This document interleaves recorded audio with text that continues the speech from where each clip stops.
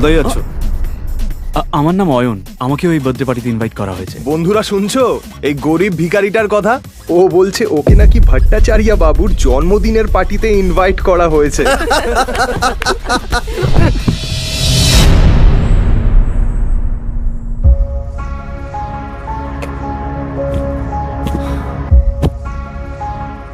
Rusha baby, চলো বাড়ি যাই। বেবি? রুষা, তুমি এই ভিখারিটাকে চেনো নাকি? কই না তো। Who the hell are you? এটা শুনি অয়ন অবাক হয়ে যায়। এর আগেও রুষা অনেকবার অয়নকে অপমান করেছে। রুষা, চলো এবার বাড়ি যাই। এ ভিখারি, বেরো এখান থেকে। সিকিউরিটি, একে ঘাট ধাক্কা দিয়ে বের করে দাও। ঠিক সেই সময়ই বার্থডে বয় ভট্টাচার্য সেখানে হাজির হয়, আর তার নজর গিয়ে পড়ে অয়নের ওপর। অয়ন তার জন্মদিনে এসেছে এটা দেখে সে অবাক হয়ে যায়। অয়ন রয় চৌধুরী স্যার, আপনি আমার পার্টিতে এসেছেন? আমার তো বিশ্বাসই হচ্ছে না। আপনি আমার পার্টিতে এসেছেন, আমি তো ধন্য হয়ে গেলাম sir. Please please please please please please আসুন স্যার, প্লিজ আসুন। এই দৃশ্যটা দেখা মাত্রই রুষা আর বাকি সবার মাথা খারাপ হয়ে যায়, কিন্তু অয়ন কোনো কথা না বাড়িয়ে ওখান থেকে চুপচাপ বেরিয়ে যায়। বাইরে গিয়ে সে রুষার জন্য অপেক্ষা করতে থাকে। পার্টি শেষ হওয়ার পরে রুষা যখন বেরোয় সে পুরো মাতাল। Sorry sorry.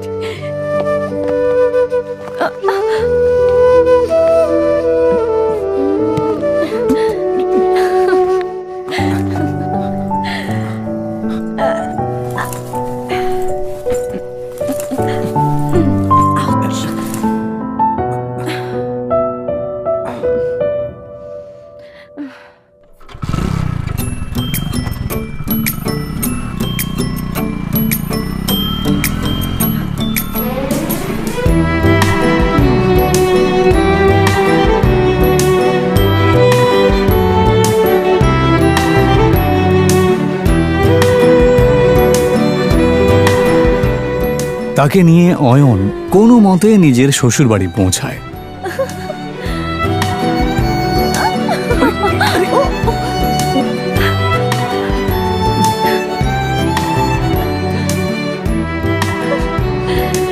অয়ন শ্বশুর বাড়িতেই ঘর জামাই হয়ে থাকত, আর এই বিষয়টা নিয়ে সবাই ঠাট্টা করত।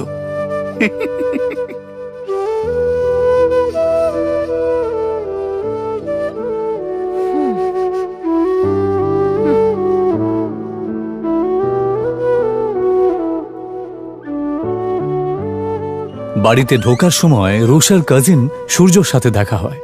এভাবে বেঁচে থাকতে লজ্জা হয় না? অয়নকে চুপ থাকতে দেখে রুষার কাজিন সিস্টার সায়নী বলে ওঠে, সূর্য বাদ দে এর কথা। জানি না রুষা কি দেখেছে যার জন্য একে এখনো বাড়ি থেকে ঘাট ধাক্কা দিয়ে বের করে দেয়নি।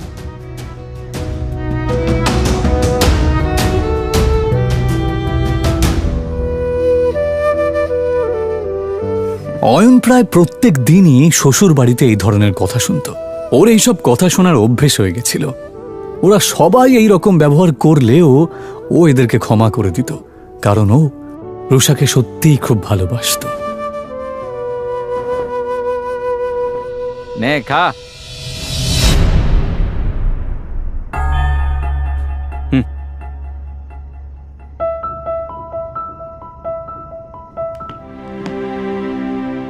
ভিখারি কুত্তা কোথাকার। ওর একটাই দুর্বলতা ছিল, যার জন্য ওকে দিনের পর দিন এভাবে অপমান সহ্য করতে হচ্ছিল।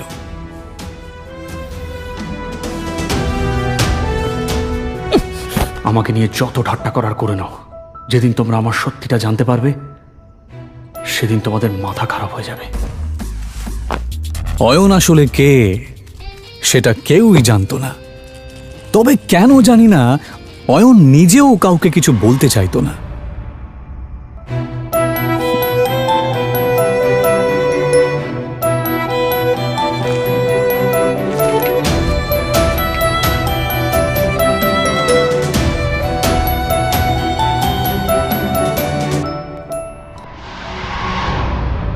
ওকে শুধুমাত্র শ্বশুর বাড়ির লোকেরাই নয়, এমনকি শাশুড়িও পর্যন্ত অপমান করত।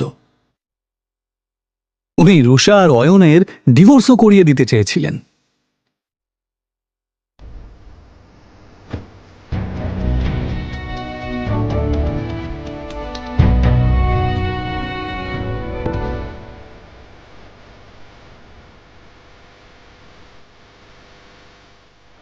অয়ন, আমি এখন হোটেলে একজনের সাথে দেখা করতে যাচ্ছি। তুমি কিন্তু কাউকে বলবে না যে তুমি আমার স্বামী, বুঝেছো? কিন্তু রুষা, অয়ন, তুমি ভালো করেই জানো যে ভেতরে যারা আছেন তারা কত বড় লোক। ওরা যদি জানতে পারেন যে আমার স্বামী একজন গরিব কাঙ্গাল, তাহলে আমি কাউকে মুখ দেখাতে পারবো না। অয়ন নিজের স্ত্রী রুষার কথা শুনে চুপ করে যায়। এটা প্রথমবার নয় যখন রুষা তার দরিদ্র স্বামীকে অপমান করছে। এর আগেও অয়নকে অনেকবার সে অপমান করেছে। রুষার বাড়ির লোক অয়নের সাথে একটা কুকুরের থেকেও খারাপ আচরণ করত, কিন্তু অয়ন কারোর কথায় মন খারাপ করত না, কারণ সে তার স্ত্রী রুষাকে পাগলের মতো ভালোবাসত। আজ রুষা তার ছোটবেলার বন্ধু রূপালী এবং আরও কিছু বড়লোক বন্ধুদের সাথে হোটেলে দেখা করতে যাবার সময় অয়নকে সচেতন করছিল। অয়ন, শেষবারের মতো বলছি, ভেতরে গিয়ে কোনো সিন ক্রিয়েট করবে না। ঠিক আছে, তুমি যা বলবে। হোটেলের ভেতরে বড়লোক বাবার বখাটে সন্তান প্রেম সেন, রাজ বোস এবং পারাস আগরওয়াল বসেছিল। আসলে তারা রূপালীর বন্ধু হলেও রুষাকে দেখার পর এবং তার রূপ দেখার পর অবাক হয়ে যায়। এটা কে রূপালী? এত সুন্দর দেখতে। ও ও আমার বেস্ট ফ্রেন্ড রুষা। অয়নের জামা কাপড় দেখে নাক মুখ মেকিয়ে পারাস জিজ্ঞেস করে, আরে সুন্দরীর সাথে বাঁদরটা কে রে? আর ঠিক তখনই অয়ন বলে ওঠে, নমস্কার, আমার নাম অয়ন। আরে হ্যাঁ, মনে পড়েছে, রুষা সিংহ। তার মানে আপনি অয়ন, যার সাথে রুষার বাবা সিদ্ধার্থ সিংহ ওনার মেয়ের বিয়ে দিয়েছেন। কি ঠিক বললাম তো রুষা? প্রেম আর পারাস যেই বুঝতে পারে যে এই গরিব লোকটা আসলে এই সুন্দরী মেয়েটার স্বামী, তখন রুষাও তাদের সাথে আর ফ্লার্ট করতে পারে না। কিন্তু তারপর তারা তিনজনে মিলে অয়নের দারিদ্রতা নিয়ে ঠাট্টা করতে থাকে। আচ্ছা অয়ন দাদা, আমি শুনেছি আপনি নাকি একটা ব্যাংকে চাকরি করেন। তা কত টাকা স্যালারি পান? এই তিনটে ছেলে সমানে অয়নকে অপমান করছিল আর হাসছিল। ওই 12,000 মতো পাই। কত বললেন? 12,000। কখনো কখনো বোনাস পেলে 15,000 মতো হয়ে যায়। ভালোই স্যালারি পান আপনি। আমার জুয়েলারি অ্যাকাউন্টেন্টের স্যালারির অর্ধেক, তবুও আজকালকার দিনে এটাই অনেক। আচ্ছা পারাস, যদি তোর স্টোরে কোনো স্টাফের দরকার পড়ে তাহলে অবশ্যই অয়ন দাদাকে বলিস। ওনাকে দেখে কর্মঠ মনে হচ্ছে, আর আশা করি ওনার কাজ তোর ভালোই লাগে। হ্যাঁ হ্যাঁ, নিশ্চয়ই প্রেম, নিশ্চয়ই। 20-25 টাকার চাকরি তো আমি ওনাকে দিতেই পারি। আচ্ছা অয়ন দাদা, আপনি চাইলে কাল থেকেই জয়েন করতে পারেন। তারা কাকে জব অফার করছিল? অয়নকে। ও চাইলে তাদের তিনজনকেই কিনে ফেলতে পারত। অয়ন যে আসলে অয়ন রয় চৌধুরী এটা কেউই জানতো না। এমনকি রুষা এবং তার বাড়ির লোকেরাও এটা জানতো না যে এই গরিব অয়ন আসলে কে। অয়নও যেহেতু এই আসল সত্যিটা কাউকে জানাতে চায় না, তাই সে এমনভাবে এই পরিস্থিতিটা সামলালো যে কেউ কিছু বুঝতেই পারল না। ও বলল, ধন্যবাদ মিস্টার আগরওয়াল, আপনার অফারটা সত্যি খুবই ভালো। আপনি যে আমার জন্য এতটা ভেবেছেন, এজন্য আপনাকে ধন্যবাদ জানাই। তবে সত্যি বলতে আমি গয়নাগাটির ব্যাপারে বিশেষ কিছু জানি না। এদিকে রুষা অয়ন আর রূপালীর বড়লোক বন্ধুদের মাঝের কথোপকথন শুনে রেগে যায়। আরে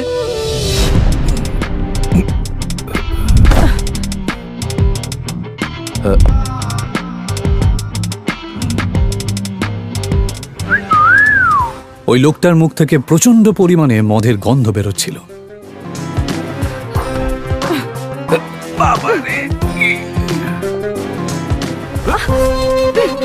দেখে তো মনে হচ্ছে ভালোই এনার্জি আছে। অসভ্য লোক, তোর সাহস কি করে হয় আমার সাথে সব কথা বলার? ছেড়ে দাও আমাকে। এই দাঁড়া দাঁড়া বলছি। কি বললি? আমি অসভ্য? আগে নিজেকে দেখ, বেশি নাটক করিস না, বুঝেছিস? ছেড়ে দে আমাকে। রুষা এবার কোনো কিছু না ভেবে লোকটার গালে একটা সপাটে চড় মেরে দেয়। স্যার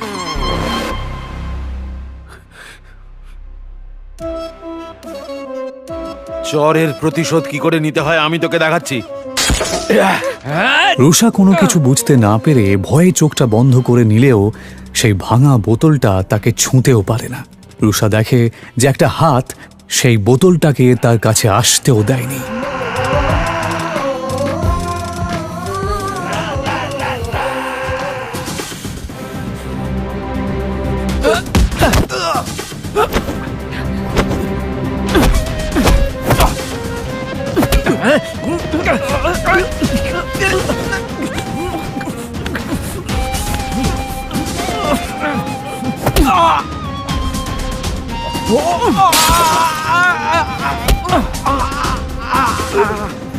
নেশার চোটে তোর মাথা খারাপ হয়ে গেছে। যদি নিজের ভালো চাস তো এক্ষুনি আমার স্ত্রীর পা ধরে ক্ষমা চা আর বেরিয়ে যা এখান থেকে। অনেক বড় ভুল করেছিস তুই আমার গায়ে হাত তুলে। এবার তুই দেখ এই নেশায় আমি কি করি।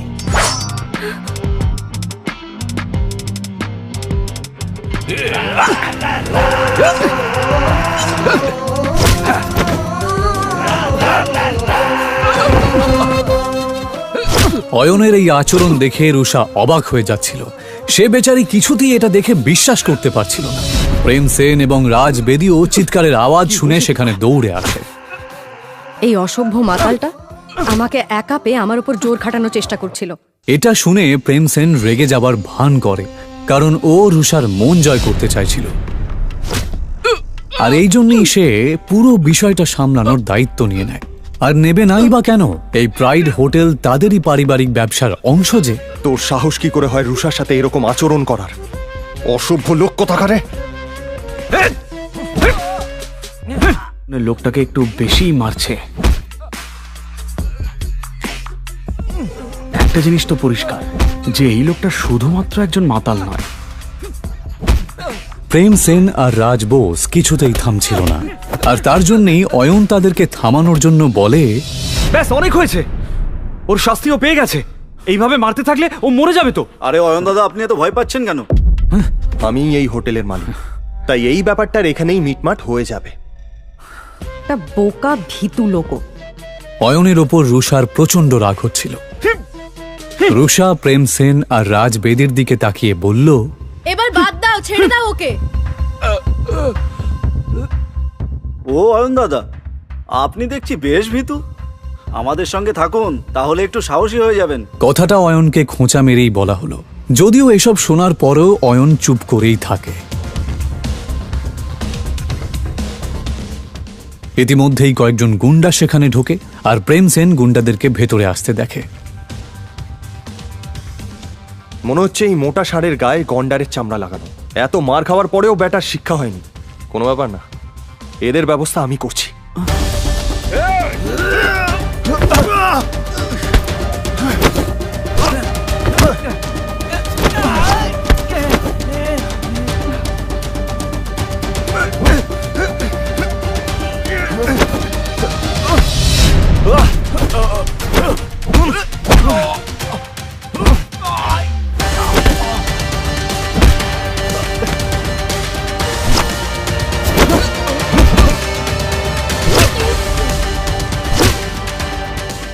প্রেম সেন ভালোই মারপিট করতে জানত, কারণ ও কারাটেতে ব্ল্যাক বেল্ট ছিল। এক এক করে প্রেম সেন গজেন্দ্রের সমস্ত সাঙ্গপাঙ্গকে মাটিতে মিশিয়ে দেয়। তোরা হচ্ছিস গুন্ডার নামে কলঙ্ক, বুঝলি? ফাটিয়ে দিয়েছিস ভাই, তোর কোনো জবাব নেই। আমার মনে হয় না ওরা আর উঠতে পারবে বলে। মিস রুষা আর রূপালী, তোমরা ঠিক আছো? প্রেমের প্রশ্নটা শুনে রুষা আর রূপালী তাদের ঘাড় নাড়ল। প্রেম আসলে এসব করছিল রুষার নজর কাড়ার জন্য। যদিও রুষার নজর তখন তার স্বামী অয়নের দিকেই ছিল, সেই অয়ন যে চুপচাপ বসে গুন্ডাদের দিকে তাকিয়েছিল। প্রেম সেন আরও ক্ষিপ্ত হয়ে যায়। ভাই, এবার এদেরকে নিয়ে কি করবি? কাউকে ডাকবো নাকি এদের ব্যবস্থা করার জন্য? আরে তার দরকার পড়বে না, আমার স্টাফ দেখে নেবে। চলো তোমরা বাইরে চলো। পারাস আসলে একটু বাড়তি কথা বলছিল। যদিও সেরকম কিছু করার ক্ষমতা ওর ছিলই না।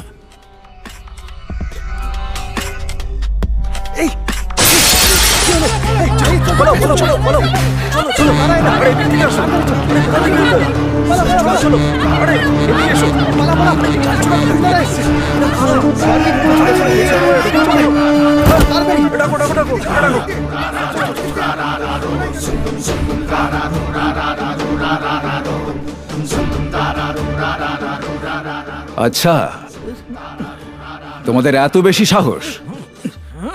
যদি তাই হয় তাহলে আমার সামনে এসো। সেই তো, ভয় কেন পাবো? তোদের হারানোর জন্য সাহসের কি প্রয়োজন? কিন্তু এই কথাটা বলার পরই প্রেম সেনের মুখ বন্ধ হয়ে যায়।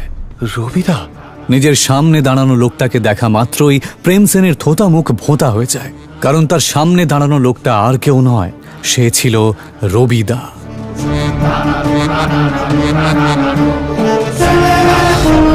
তাদের সবার লাল চোখ দেখে এটা বোঝা যাচ্ছিল যে তারা এখানে প্রেম এবং বাকি সবাইকে শেষ করতেই এসেছে।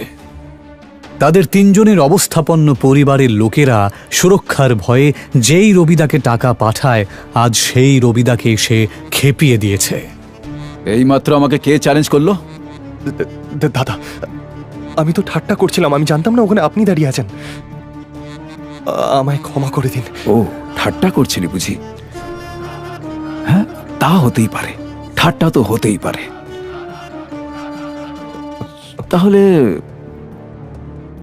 একটা ঠাট্টা আমিও তোর সাথে করি। দাদা, এটা কথা বলে মীমাংসা করলে হয় না?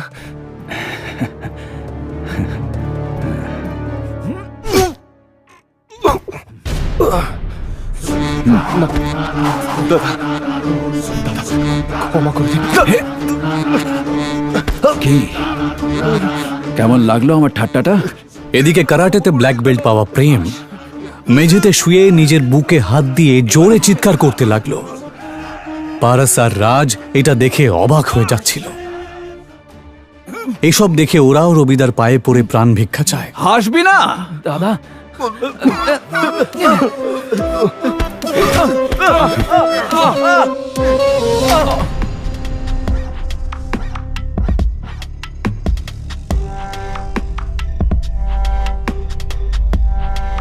ওঠাতে পারছিস না?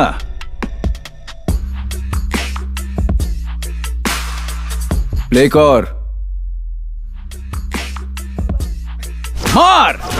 সবাই এবার চিৎকার করে কাঁদতে লাগে। এইসব দেখে রূপালী আর রুষা ঘাবড়ে যায়।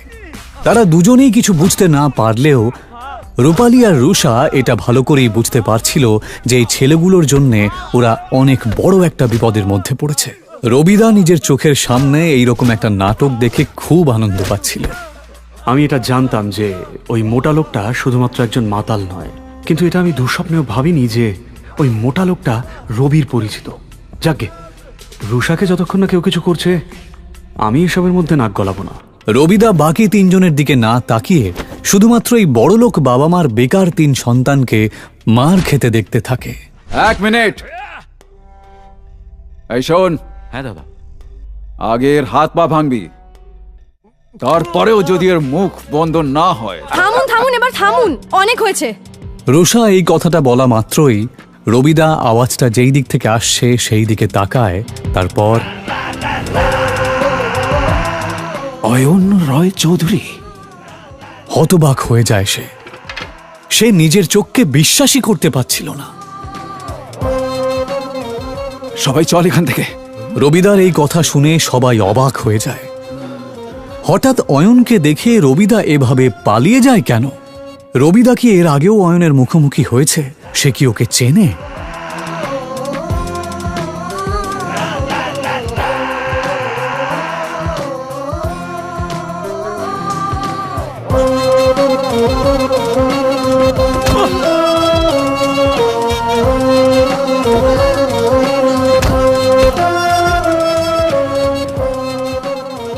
সত্যি কি অয়ন একজন আরবপতি?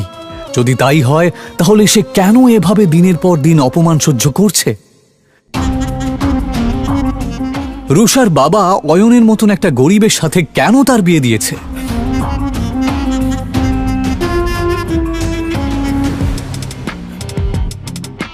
হুম।